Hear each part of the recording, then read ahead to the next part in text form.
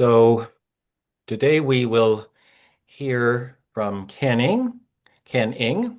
Ken is a retired computer programmer and a member of the Salish Sea Fellowship, and he's given 4 talks for NAUA Academy on a variety of topics. And in fact, the very first talk I heard from the Academy was by Ken. I think it was the left versus left. It was a recording, of course, because I didn't know about Academy. And I thought, wow, this is fascinating. And I've been interested in what Ken has to say, although I often disagree. And I look forward to hearing from him again. So Ken, please, I'll stop sharing. So please go ahead. Okay, I'll share my screen. This is it's a PowerPoint presentation. It's my style is to do a rapid fire thing. There won't be pauses in the middle, but there will be. It'll last probably about a little over 50 minutes, and then we'll go into a Q&A. Let me share the main screen here, and get my need to get that out of there. Okay, well, thanks for everybody for coming. This NAUA Academy presentation is titled, What Have Mystics Been Trying to Tell Us? My name is Ken Ing. I base all of my talks on books that I found intriguing, and the book I'm relying on today is titled The Perennial Philosophy Reloaded. The author is Dana Sawyer, and the book was published just a couple years ago. What Sawyer does in his book is compare the insights of other authors over the past 80 years that have written about this thing they call the perennial philosophy. The book that kicked off this recent interest in the perennial philosophy was published in 1945 by Aldous Huxley. And you've probably heard of Huxley. In the prior decade, in 1932, Huxley published Brave New World. And in the next decade, in 1954, he published The Doors of Perception. So what's the perennial philosophy? What Huxley and others have observed is that most major religions have a mystical tradition. The core doctrines of these religions don't overlap very much, but the mystics associated with those religions had a lot of overlap in how they described their mystical experiences. So Huxley tried to figure out what these testaments from the mystics had in common. And subsequently, other authors have done their own analysis of the message of the mystics. Now, what Sawyer does in his book is he's looking for the overlap between the authors that were looking for the overlap between the mystics. For instance, Sawyer refers a lot to Alan Watts, whose most famous book was simply titled The Book, published in 1966. A seminal book from the early 70s was Be Here Now by Ram Dass. Another major resource for Dana Sawyer is Houston Smith, especially his 1976 book, Forgotten Truth. A more scientific approach to studying mysticism can be found in the works of Stanislav Grof. Dana Sawyer also finds the insights of Francis Vaughan to be very relevant to his overview. Sawyer doesn't restrict his analysis to those 6 authors. He quotes a couple dozen other writers in his book, but it would be pretty tedious to mention all of them here. Okay, let's dive in with a quick overview of how this presentation is structured. The first thing I'm going to do is take a quick look at who some of the most important mystics were. Then I'm going to briefly talk about how a person can have a mystical experience. Before describing in the book what a mystical experience is like, Sawyer makes his case for keeping an open mind about mysticism. Then I'll go over the 9 common factors that describe a mystical experience. And after describing the experience, I'll go over how the experience has been interpreted. Description versus interpretation. They're 2 distinct things. Near the end of this presentation, I look at ideas about what's going on inside our heads when we have a mystical experience. Okay, let's get started. Who are these mystics from these mystical traditions in the major religions of the world that Huxley and the others are writing about? Well, from the Christian tradition, we're talking about famous saints like Saint Teresa of Avila, Saint John of the Cross, Saint Catherine of Siena, Julian of Norwich, and probably the most prototypical mystic in the Christian tradition, Meister Eckhart. Those of us who grew up in cultures dominated by Christian denominations have probably heard of most of these names, although we probably don't know what they did or what they said. In the Islamic faiths, the mystic tradition is embodied in the Sufis. There's one Sufi mystic whose name might ring a bell, Rumi, who lived in the 13th century. Other Sufi mystics include Rabia al-Adawiyya, who lived in the 8th century, Ibn Arabi in the 12th century, Al-Ghazali in the 11th century, and Abdul Qadir al-Jilani, also in the 11th century.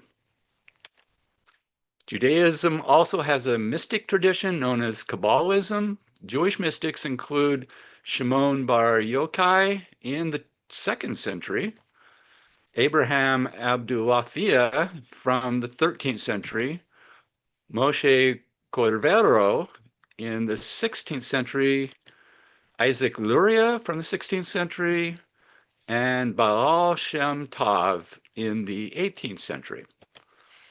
The Eastern religions, not surprisingly, have strong mystic traditions. A branch of Hinduism that can almost be described as the religion of mysticism is Vedantic Hinduism. I gather that the branch of Buddhism that's most similar to the mysticism we're looking at is Mahayana Buddhism, along with its offshoots, Tibetan Buddhism and Zen Buddhism.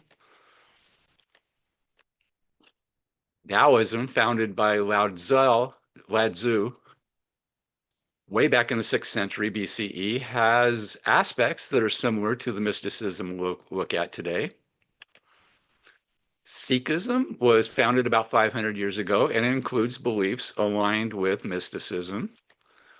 And while it's not quite right to call indigenous beliefs a traditional religion, many indigenous cultures embrace many of the concepts we call mysticism today. I think you get the picture. These mystics came from influential religions from around the world, and while the core dogma and beliefs of the religions had very little overlap, they all accommodated a mystical tradition. I think one thing that intrigued Huxley and the other authors is how consistent the message of the mystics has been. When mystics from 500 years ago and 1,000 years ago and even 2,000 years ago are saying the same things as mystics 100 years ago, even up to the present day, that's remarkable. That's a message worth paying attention to. The one thing all these mystics have been saying all through the centuries is that this is something that can only be understood by experiencing it. Language is inadequate for gaining true understanding. So there's a lot of encouragement for people to have their own mystical experience. But sitting around and thinking hard is not going to get us that understanding. So how do we access these insights ourselves? Well, pretty much the same way the mystics have, and there's numerous paths. The prerequisite for having mystical experiences seems to be to stop expecting to be able to understand it. In other words, the first step is to get out of our own heads. The path people would think of first is meditation. There's some forms of prayer and chanting that are designed to clear the mind and open us up to important insights. Interestingly, many of the most powerful mystical experiences happen when a person experiences trauma, especially physical trauma or severe illness, or the ultimate combination of trauma and illness, the so-called near-death experience, the NDE. The whirling dervishes in the Sufi tradition use dance to clear the mind and enter into a trance-like state. Some people report mystical experiences listening to music. Many people report mystical experiences when immersed in the beauty and serenity of nature. Speaking of nature, there are a number of naturally occurring substances that can trigger mystical experiences. One of the oldest is a fungus that grows on the ergot plant, a form of barley. This ergot fungus provided the chemical model for creating LSD in a laboratory. The psychedelic plant of choice in South America is the ayahuasca plant. Peyote served a similar role as ayahuasca for people living in North America, and mescaline is actually a derivative of peyote. A popular choice these days is mushrooms that contain psilocybin, which converts to psilocin in the body. And one of the most potent psychological substances is DMT, found in actually many plants. DMT is sometimes called the spirit molecule, and it can result in very powerful, albeit short-lived, mystical experiences. As a reminder, the point of all of these paths to having a mystical experience, whether it be meditation, prayer, chanting, trauma, illness, near-death experiences, whirling like a dervish, listening to music, or simply immersing ourselves in nature, the point is to clear our minds. That's arguably what all of those psychedelic plants do, get us out of our head. We shouldn't be surprised to learn that every one of the proponents of the perennial philosophy that Dana Sawyer focuses on in his book were also users of psychedelic substances. Anyway, to put a final nail into my point, we can't get there just by thinking. Let's finally dig into the book. Before Dana Sawyer lays out what the mystical experience consists of, what describes the perennial philosophy, he does a preemptive strike against cynicism as a default position in our culture about the topic of mysticism. To make his case for keeping an open mind about mysticism, Sawyer starts with Plato way back in the 4th century BCE. Perhaps the most powerful metaphor of all time is Plato's allegory of the cave. Plato is pointing out that how we depend on our senses as a primary source of information about the world, and we use reason to try to make sense of what our senses perceive, but our senses frequently don't really see the big picture. In his allegory, relying solely on our senses and reason is like being trapped in a cave. Only when we free ourselves to experience other ways of knowing, like metaphorically leaving the cave, do we see what's really going on. In chapter 1, Dana Sawyer writes, extending Plato's allegory to our own situation, we assume that our minds and our 5 senses are showing us all of what's really going on, though in Plato's opinion, we're complacently satisfying ourselves with a partial and misleading view. Sawyer is taking on the cynics and the habitual skeptics here. He thinks that in the West, we have become too attached to certainty. We like yes-no answers, and that is science's specialty. But science can only weigh in on things that can be measured. Most of the things that really matter to us can't be measured. They're questions of better versus worse, not yes or no. Questions of quality, not quantity. Sawyer is frustrated because we won't be able to benefit from the insights of the mystics if we continue to insist on yes-no certainty. He wants us to accept that subjective experiences, intuitions, and feelings can give us a glimpse at truths that elude our 5 senses and our reason and logic and our scientific instruments of measurement. That's my hope too, that at least for the duration of this presentation, we can put our default skepticism aside and listen to what the mystics have been trying to tell us. Before we finally hear how the authors describe the perennial philosophy, I want us to hear how an ordinary person tries to describe his extraordinary experience. This is one of 2 examples that Sawyer put into his book, and he says he just took these stories off of the internet. I chose this cutout person from the PowerPoint built-in collection of icons to bring this story to life. The only thing I really know is that the writer of the story was a man who posted it on the internet. The man wrote, "This was something I didn't know that I could experience. I had no context or preparation for it. When I stopped physically to experience it, There was the most intense and simple and beautiful, awe-inspiring nothing. It was beyond silent and peaceful. It was a calm bliss. It was nothing. Now I'm going to interrupt his story right here. I found this graphic on the web and it's very evocative, and I think it's going to be a nice backdrop for listening to the rest of his story. This is where we left off. He had just explained that it was beyond silent and peaceful. It was a calm bliss. It was nothing.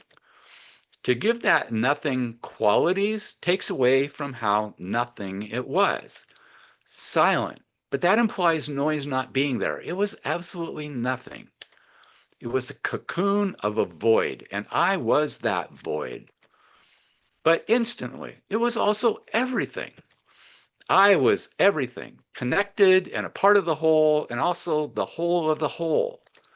I was complete and safe and home and felt total love and understanding.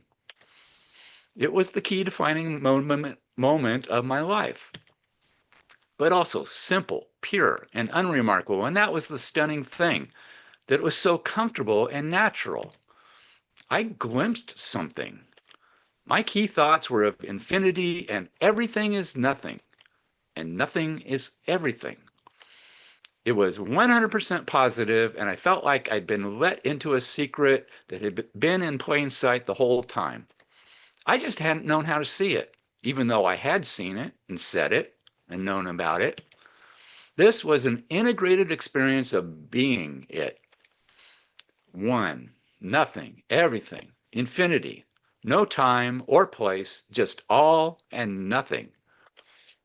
It makes me smile because I can't describe it very well, enough to convey the simplicity, intensity, intense simplicity, eternal communion, certainty, feeling the shape of the universe even as I was eating a sandwich and going to the laundrette. After you experience this, you don't have all the answers, but you no longer have questions.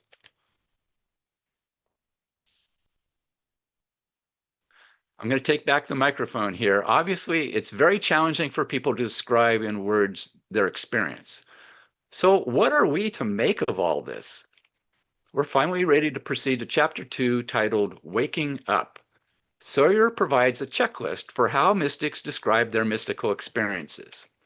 In 1962, Walter Pankey collated a list of common characteristics outlining the phenomenology of what the mystics generally experienced during their moments of breakthrough. So here we'll go through the 9 common ways mystics describe their experience. Number 1 on the list is unity. This is where those experiencing a mystical experience report a deeply felt sense of connectedness to all of life. Experiencers report the disillusion of subject-object separation. They're no longer observers of the world, but become one with it. In fact, this has become a 3-letter acronym, UME, for Unitive Mystical Experience. This is a shorthand way for insiders to ascertain what kinds of experiences are being described. And the consensus is that if there's no report of a feeling of connectedness with all of life, well, that could be some other kind of a mystical experience, but it's not a unitive mystical experience. Number 2 on this list is transcendence. What this means is really hard to put into words. It's an insight that ultimate reality is beyond space and beyond time. I've heard it sometimes described not just as time slowing down or speeding up, but that time itself is an illusion. Some experiencers talk about space in a similar way, describing a feeling of they, themselves, having an existence outside normal physical reality. Boy, those first 2 are hard to get our heads around. Number 3 on the list is a little more relatable. They call it positive mood, which is a deeply felt feeling, as Aldous Huxley once put it, that everything is ultimately all right. Capital A, capital R. This is an intense feeling of joy, peace, and love that far exceed everyday experiences of happiness. This emotional intensity is often so overwhelming that it's described as divine love or cosmic ecstasy. Number 4 on the list takes us back to concepts that are a little hard to put into words. It's a sense of sacredness and holiness. This dimension goes beyond traditional religiosity and describes a fundamental reverence for existence itself. Some call it an encounter with the divine. Interestingly, this feeling of sacredness is common across all religions and even shows up in the self-reports of people who assert that they're atheists. Number 5 is objectivity and reality, the sense that what's happening is real in the deepest sense, even more real than real life. In contemporary terms, this is referred to as a noetic quality. This is an unshakable feeling of having recognized absolute truths, combined with a certainty that transcends rational thinking. These insights often retain their subjective validity even when they cannot be rationally explained. Noetic quality differs from ordinary knowledge through its immediate intuitive nature. Participants report direct knowing without logical derivation. They just know certain truths about the nature of reality, consciousness, or their own existence. Number 6 is given the awkward title of paradoxicality.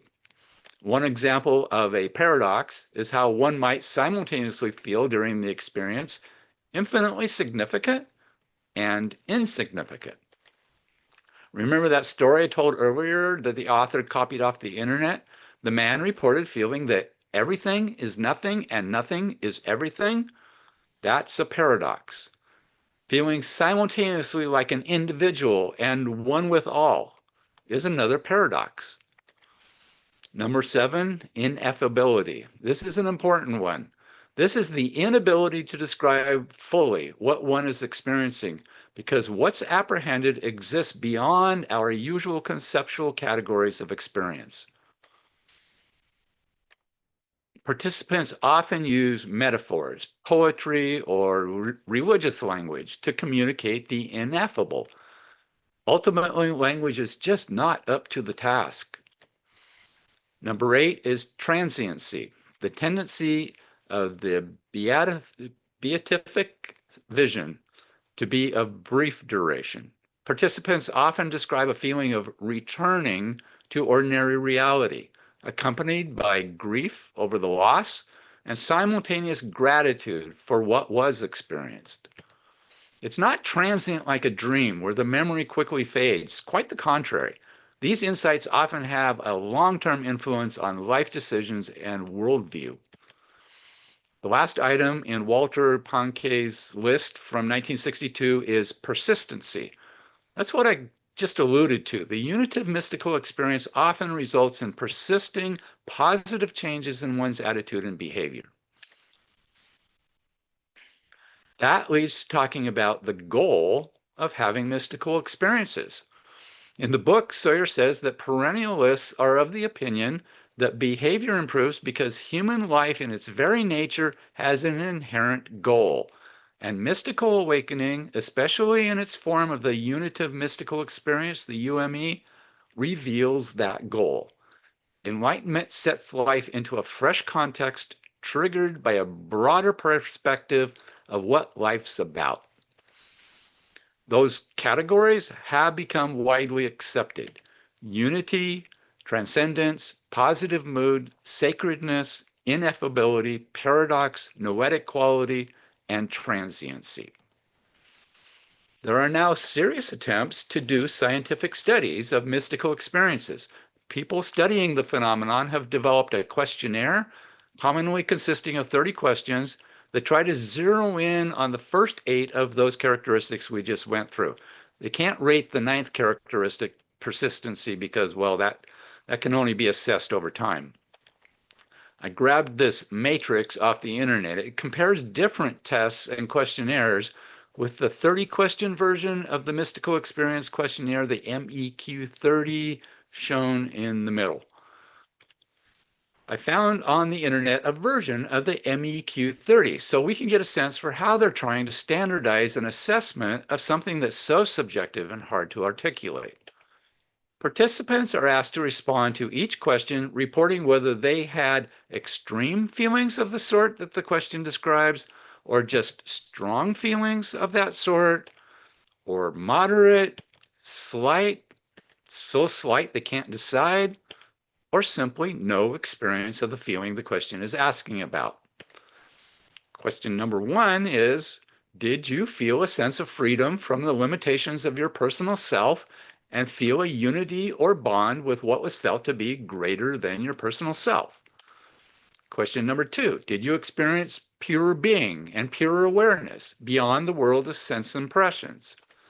Number 3, did you experience oneness in relation to an inner world within? Number 4, did you experience a fusion of your personal self into a larger whole? So far, the questions have been about unity. In fact, the questions are kind of grouped by category. The first 9 questions are about unity and oneness. The next 3 questions are about noetic quality, the feeling that this was more real than normal reality. Then 3 questions about sacredness and holiness. On the second page are questions 16 through 30. I see 6 questions about positive mood, amazement, tenderness, gentleness, peace, tranquility, ecstasy, awe, joy. Then 6 whole questions about transcendence, whether they had a feeling that the ultimate reality is beyond space and beyond time. The questionnaire finishes up by asking about ineffability, the inadequacy of language to describe what happened. Well, enough about how to describe a mystical experience. Let's proceed to the harder question. What does it all mean? Which takes us to chapter 3 in the book, titled The Minimum Working Hypothesis. Minimum working hypothesis is Aldous Huxley's term. Actually, Huxley's concise theory was published in a magazine essay before his book, the book Perennial Philosophy, and that essay can be found reprinted in the book The Divine Within. What we talked about a minute ago are descriptions. Now we're talking about the interpretations of those descriptions.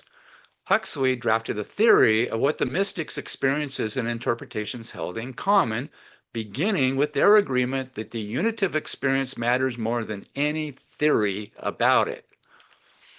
Huxley then listed 4 postulates as a workable description of what the mystics' interpretations of their UMEs held in common. First, that there is a transcendent foundation of all reality, or what Huxley termed the divine ground of being, existing beyond the physical world of time and space. Second, that this ground of being is transcendent to the world of time and space, but also manifest as the world of time and space. Consequently, the ground of being is both transcendent and immanent, with no ultimate or impermeable separation between these 2 aspects of self. Third, that it's possible for human beings not only to understand these theories about this configuration of reality, but via unitive knowledge with its heightened state of consciousness to experience it. And fourth, that achieving the spiritual awakening of our oneness with ultimate reality not only brings meaning and purpose to our lives via a richer perspective on our circumstances in the world, but an awakening of our responsibilities towards others. Pretty profound stuff. Let's try to unpack this a little. Anchoring his interpretation on something he called the divine ground of being puts some of us on the defensive. Oh no, is this about God with a capital G after all? Even more provocatively, in his book, Huxley often refers to this as the Godhead with a capital G. Honestly, Godhead was a new term for me. As best I can tell, Godhead is more like the concept of divinity, and God is the manifestation of that divinity. Concept versus manifestation. Huxley is writing for a Western audience. There are other names we can try on to refer to the divine ground of being. Hindus call it Brahman. there are two aspects to Brahman. Nirguna Brahma is Brahman without characteristics. This is similar to a transcendent Godhead. Saguna Brahman is Brahman with characteristics, perhaps similar to an immanent God. Mahayana Buddhists call it Dharma Dhatu. Google summarized a definition of Dharma Dhatu as the ultimate empty nature of all phenomenon, representing the totality of the universe and the purified luminous state of mind. Sikhs have multiple names that are relevant. Akal Purakh is the eternal being or timeless entity referring to God beyond time and form. They have a word Nam that equates to the essence of existence. Kabbalists call it Ein Sof. It's defined as God's absolute transcendent essence before self-manifestation. It's the ultimate divine reality, unknowable and beyond comprehension. In Taoism, it's the aspect of the Tao called the nameless Tao. This is defined as the ineffable, formless, and eternal source of all existence existing before the universe. Ralph Waldo Emerson described it as the oversoul or the world soul, and William James called it the mother sea of consciousness. Dana Sawyer, who we're taking our cues from, seemed to like Emerson's phrase, world soul, the best. That's a pretty neutral, safe term to use.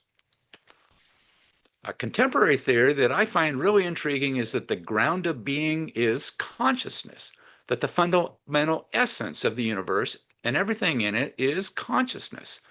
This isn't exactly what the mystics have been saying, but I think it's consistent with what they've been saying.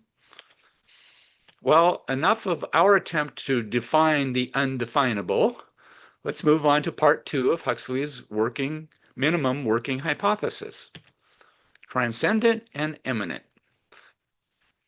Gosh, this isn't going to be any easier to grasp.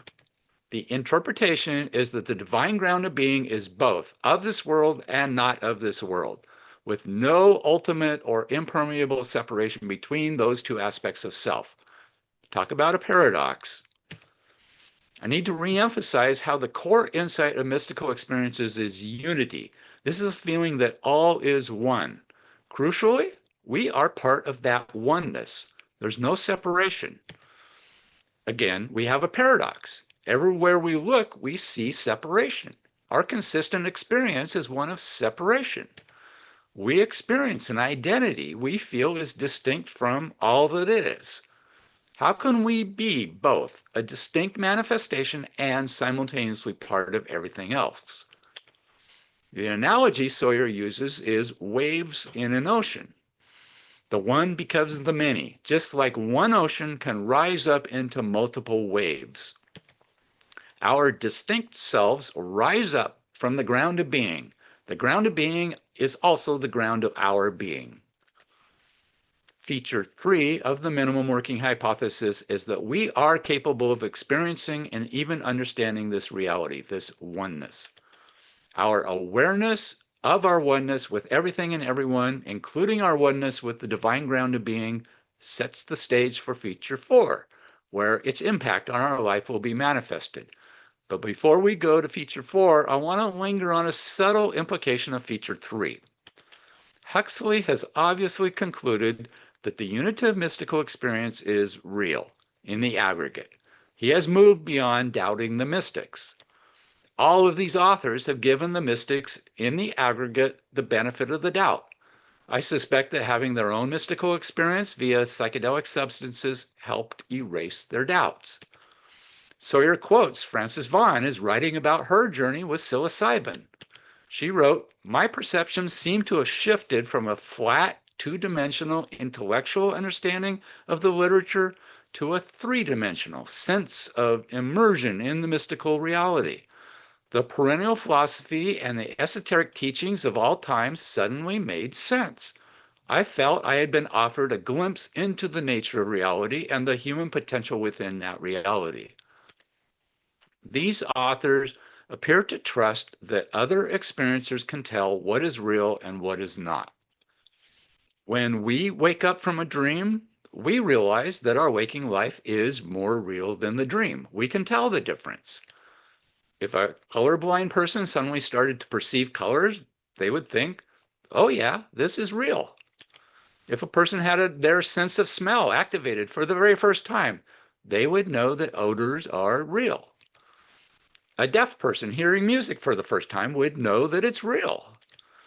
If you were born and raised in a space station and someone told you that if you get too close to that planet, that this invisible thing called gravity is going to suck you down and you can't escape, you might find that a little hard to believe until you experienced it yourself. You'd instantly conclude that gravity is real. These authors have accepted that when so many people from so many parts of the world, from so many cultures, from so many religious backgrounds, across many centuries, are saying that what they're experiencing in a mystical experience is real or more than real, then on the whole, it must be real. This doesn't mean you have to believe everything everyone tells you, just because they say they were divinely or mystically inspired. What Dana Sawyer is so frustrated with is automatic cynicism, skepticism as a default response to mystical claims. Huxley's third factor says people can have unitive mystical experiences. Likewise, people can dunk a basketball, but it doesn't mean you have to automatically believe me if I claim that I dunked a basketball. So Dana Sawyer offers some advice.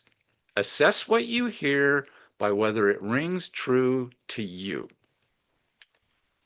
Which finally brings us to feature 4 of the minimum working hypothesis. What do experiencers do with these insights? What should we do with these insights? Here's the conundrum. Is the whole point to awaken?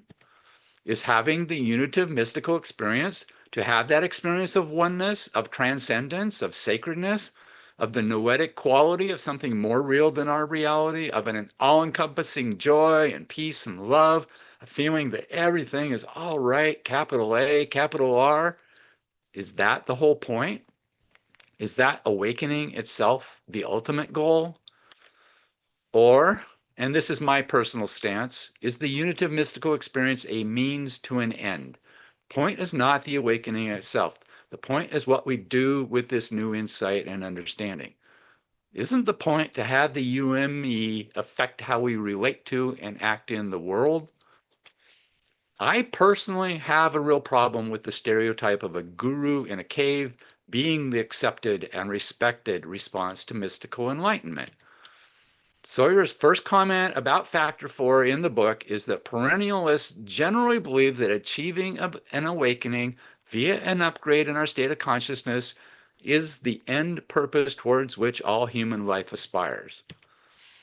But after I furiously wrote in the margins of my copy of the book, I disagree, in the very next paragraph, he placated me. He writes, "This is the perennial philosophy in a nutshell. The majority of perennialists today envision the unitive mystical experience as the most valuable form of mystical experience because it triggers an ontological insight into the nature of our being that we cannot ignore when forming our decisions about life's meaning, purpose, and responsibility." The key word for me is the last one, responsibility. I believe that great compassion is meaningless unless we take that compassion on the road with us, engaging with the world. Many pages later, I find Sawyer proposing a satisfying little summary of the goal. He wrote, "You'll know when you're getting somewhere when you find yourself opening not only to inner peace, but also to humility, gratitude, love, and kindness." Huxley, who can be succinct when he wants to be, simply wrote, "Kindness is applied mysticism." I like that. But I'm sorry, I think retreating to a cave somewhere is to completely miss the point. It just seems so individualistic, so self-centered in the literal sense of the word. Lots of Buddhists would disagree with me about that. Before I move on, I want to point out something a little interesting. In all of the fumbling around trying to find the language to describe the experience, love is hardly mentioned. In the interpretation of the unitive mystical experience, these authors do not use the phrase God is love. As much as I personally get defensive about the G word, God with a capital G, I also tune out when I hear enlightenment summed up as the realization that God is love, capital L. For that matter, none of the 30 questions in the Mystical Experience Questionnaire use the word love. I actually think this is helpful. It helps us avoid jumping to conclusions or aligning our interpretation with preconceived notions about what love, with a capital L, might mean. I only have time to dig into one more aspect to mystical experiences, so I'm going to jump ahead in Dana Sawyer's book to chapter 10, Enlightenment.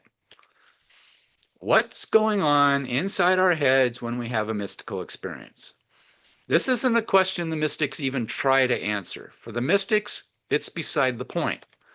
Desiring a rational explanation for a process that inherently sidesteps our rational brains is a contradiction and a distraction. I'm including this subtopic in this presentation because having a plausible explanation for how mystics access these insights might soften some lingering resistance to taking these ideas seriously. I'm not claiming that these explanations are scientifically proven, just plausible. So, if the mystics don't just have an overactive imagination, what is going on inside their heads? I find two theories to be very intriguing, and they can both be true. I want to bring Aldous Huxley back on stage, but this time it's a different book I want to consider. In 1954, he published The Doors of Perception. This was a decade after writing the Perennial Philosophy. Note the image on this book cover. That is peyote. Basically, Huxley did some experimenting with peyote and wrote up his experience. His theories about what was happening to him in the middle of a mystical experience caused a paradigm shift in my own thinking. Huxley's theory is that a major task of our minds is to filter out the sensory input that's not useful to us in the moment. He felt like the peyote was disabling that filter, and without the filter, he was overwhelmed with sensory input. Everything was much more vivid and dynamic, and everything was attracting his attention. Normally, we can walk through our garden and pay scant attention to what's around us. But under the influence of a substance like peyote, our attention is drawn to anything and everything. Instead of absent-mindedly registering the leaves on a tree, now each leaf is endlessly fascinating. I mean, sometimes we do that on purpose, truly look closely at a leaf, and indeed, it's very complicated, and that's fascinating. But if we had no way of filtering out most of the sensory input we're bombarded with, we wouldn't be able to function. We'd never get anything done. The job of our mind is not to pay attention to things. Its job is to decide what not to pay attention to. Extending this theory into mystical experiences, the notion is that a mystic has access to these insights into the nature of ultimate reality and a deep feeling of peace and love because the brain is no longer blocking some sources of direct knowing. The other theory that intrigues me is the analogy of our brain being like a TV set or a radio. A mystical experience might be the equivalent of just changing the channel. The information might always be potentially available to us. We're just not tuned into it. It's like your mind is usually tuned into the home shopping network, but we have a built-in capability to change the channel to, well, let's say, C-SPAN. I have a similar analogy that might work even better. Consider a computer. By default, it accesses information on its hard drive. If I turn on the wireless connection, it can access information stored anywhere else on the internet. I don't find the antenna theory of the brain to be outlandish at all. Using the TV and computer analogies, we can imagine how it would work. But we seem reluctant to embrace the possibility, probably because we haven't been able to measure it using our scientific tools. But there's a lot of examples of phenomenon in the world that scientists can't really explain using their scientific tools. they don't really know what consciousness is in the first place. Some people speculate that consciousness is not manifested by our physical body, by our physical brain. Instead, maybe consciousness is something that our brain receives instead of creating. If this is even partly true, that would explain a lot of things. Mystics seem to be saying that there is such a thing as a universal mind or a universal consciousness that we're part of, but usually unaware of. In our computer analogy, universal consciousness is kind of like the World Wide Web. Every computer connected to every other computer, your computer just has to choose a specific internet address to tune into one specific entity on the internet. Speaking of consciousness, what's up with the subconscious mind? A common definition of consciousness is awareness. How can something we're not aware of be aware, with a will of its own, an intent, and an ability to solve problems, and astonishingly, even able to remember to remind us to do things because we, the aware ones, don't remember? While my conscious mind is dreaming, convincing me that a made up reality is really happening, my subconscious mind is still grounded in reality, waking me up at the same time every morning. How does it do that? Talk about paradoxes. The point I'm trying to make is that there is a lot that our five physical senses and our mind's reason and logic and a science focused on material causes and effects is unable to explain, leaving a lot of big gaps in our knowledge and understanding. And it's not just consciousness that science is struggling to explain. I don't think they really understand how memory works. I worked with computers my whole career. I know how hard it is to store all of this information and how hard it is to retrieve specific information on demand. I consider mystery to still be a complete mystery, memory to still be a complete mystery.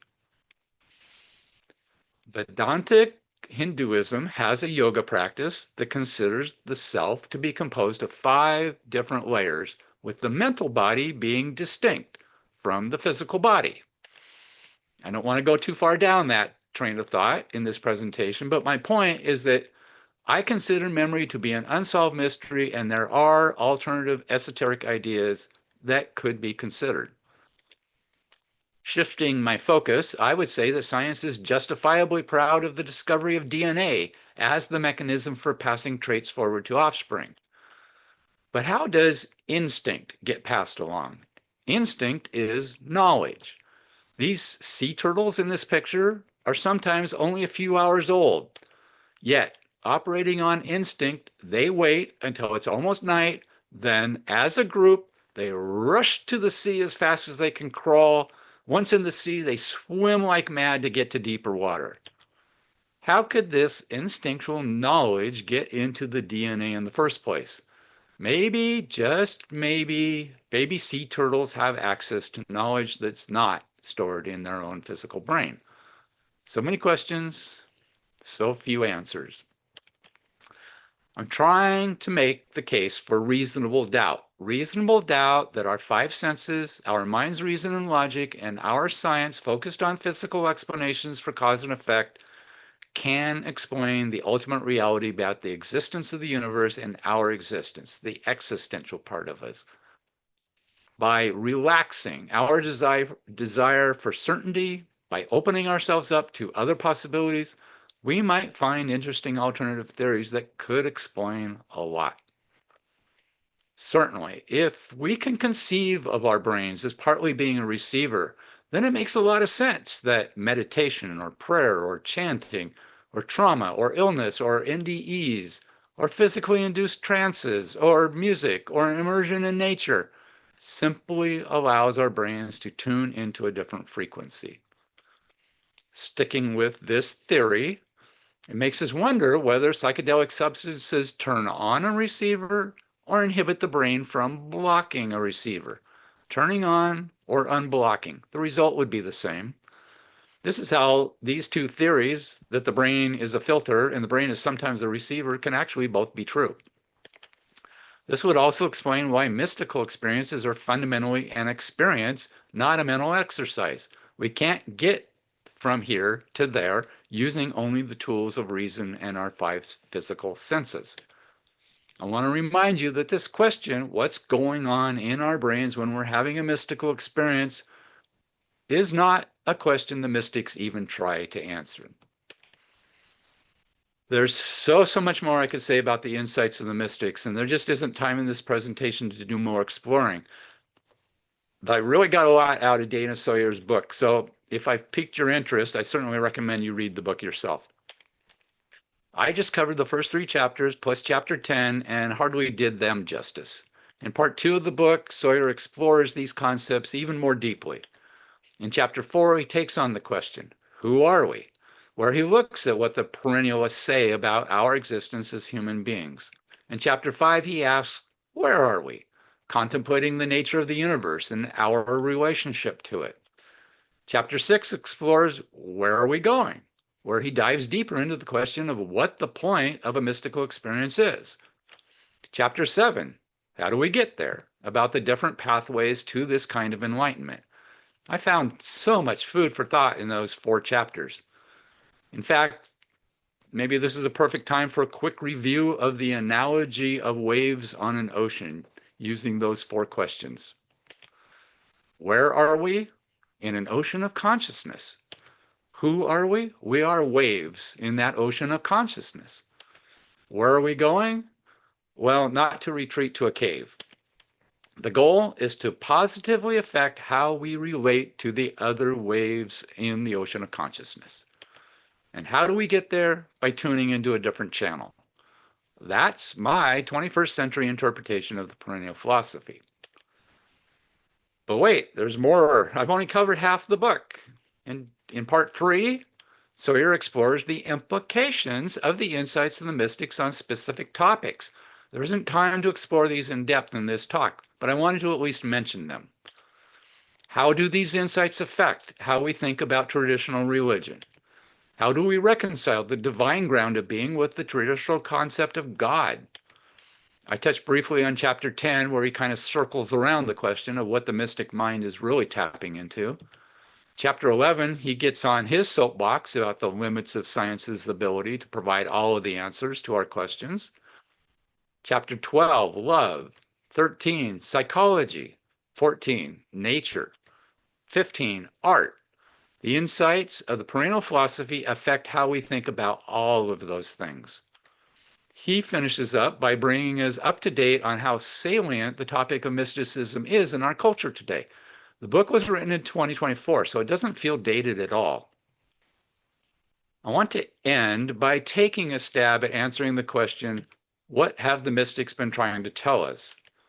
That analogy I just used of an ocean of consciousness, well, that's kind of a 21st century Western way of thinking about reality. This talk is really about the common insights from mystics across many centuries and many cultures. What have those mystics been trying to tell us? First of all, they're telling us that there is more to the existence of the universe and your existence than your 5 senses and your mind can perceive or comprehend. Second, the ultimate reality is that everything is a unified whole. All is one. You are part of that oneness. There's no true separation between you and everyone else and everything else. There's no separation between you and the transcendent ground of being that's the core essence of the universe.